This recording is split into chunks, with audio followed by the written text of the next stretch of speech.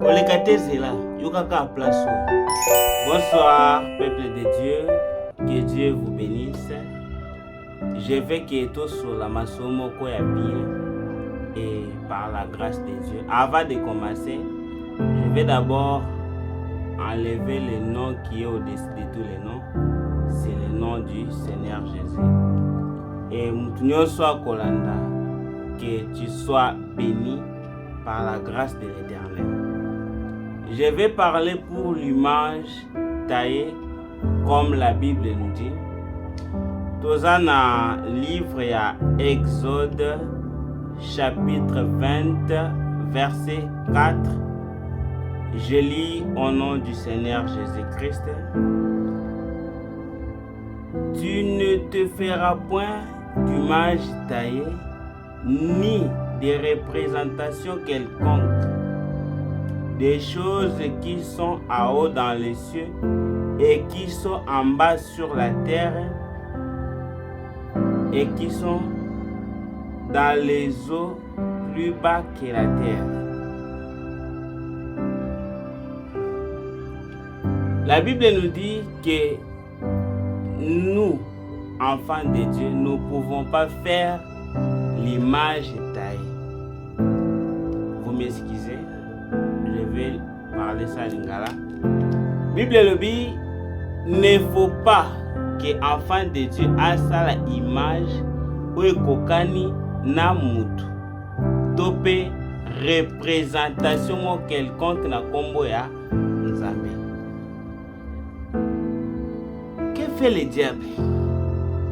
Diable a dit que Nzambe azaka très jaloux pour na batoyo balingaka te bafukamela mutu to ekeko. Diable a le dit non. Pour moi, je vais faire les œuvres d'art. Que fait les œuvres d'art sur nos maisons? Le diable a soit ba statuette tout au bomona kana mukili. Acha yango ba démon. Tant ou t'azui par exemple nounouche topé mwana popi. Topé photo moko kaka o ba artiste basali ya chena ndako comme esthétique à parler mutu soka ye atala kaba non ma maison est très belle. Or selon les diables ils a déjà caméra oyo eza ko surveiller ndako. Eza caméra oyo eza ko surveiller ndako. Parce que je vais dire quelque chose qui est très important. Comment ça se fait et comment ça se passe? Suivez-moi bien. Le diable dit, bosala ba statue nyoso, boteka na ba moins cher pour na ba chrétien. Comment ça se passe?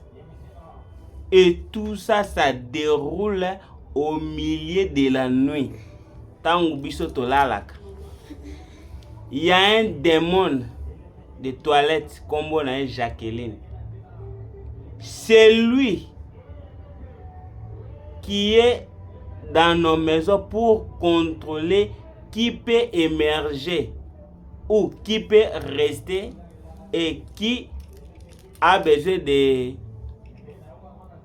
de faire des bons moments ou des voyages.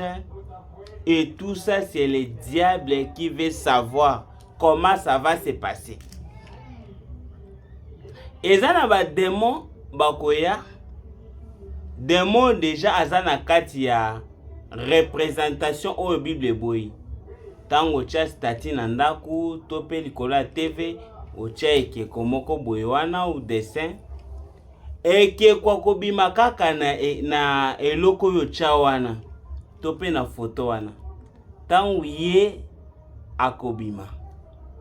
Pendant de la nuit, a invoqué grand maître Jacqueline akobima wana a fuli fumé bléâtre fumé wana tango ekozwa bino bokozala alourdir na pongi mwayo yeba ezate mwaye po sutuka ezate ozana kilo makasi okolala.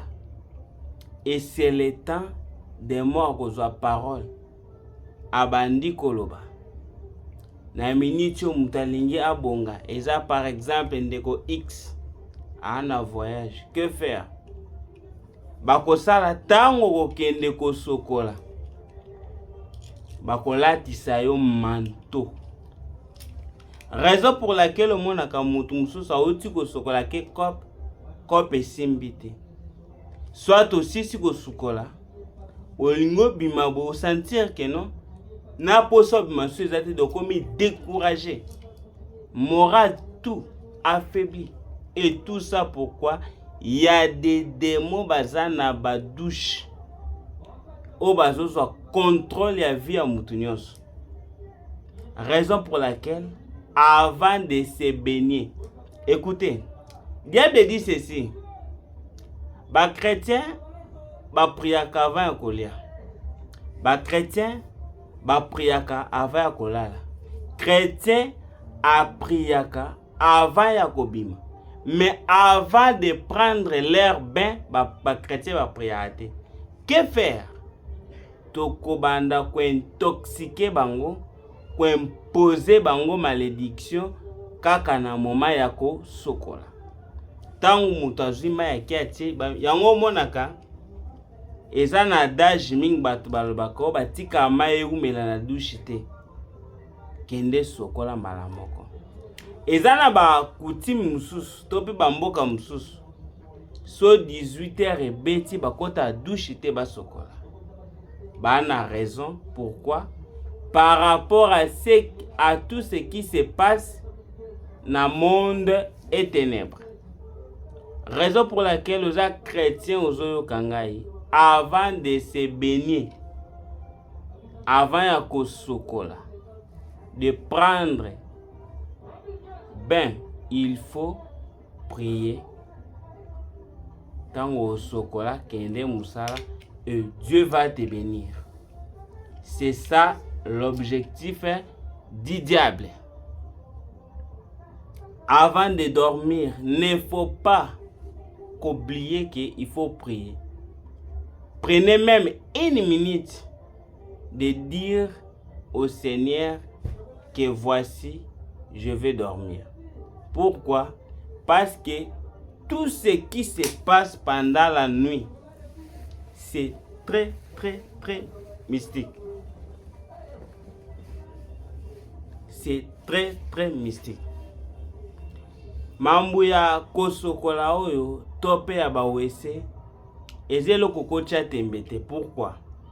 Parce que soko tali bien banganga nyonso ta bando sala ba incantation ba se refera wapi na bawese. Mutalinga sala eloko bwa a invoquer bakoko akota wapi na wese. Parce que wese c'est un monde. C'est un monde satanique, démoniaque. Ici, oyo bazako retrouver enfant de Dieu facilement.